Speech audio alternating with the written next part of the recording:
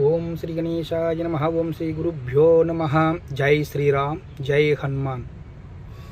కృష్ణాయ వాసుదేవాయ హరయే పరమాత్మనే ప్రణతాః క్లేశనాశాయ గోవిందాయ నమో నమః. భగవద్గీత యథార్థమైన మహాగ్రంథం.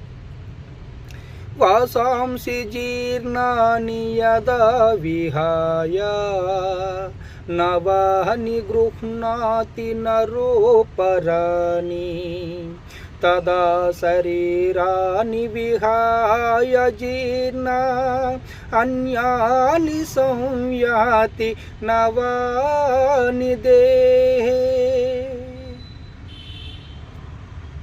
ఆత్మ